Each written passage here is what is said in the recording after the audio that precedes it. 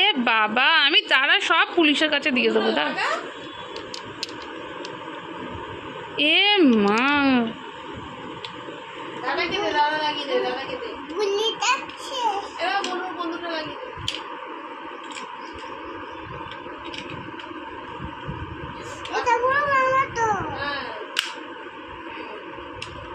আমরা দুটো ক্রিমিনাল পেয়ে গেছি।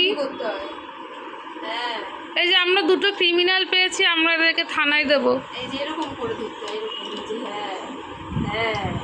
এ মা, এই ক্রিমিনাল বন্দুক ধরতেই পারে না। এ বাবা, ছি ছি ছি ছি, দূর থেকে দূর থেকে।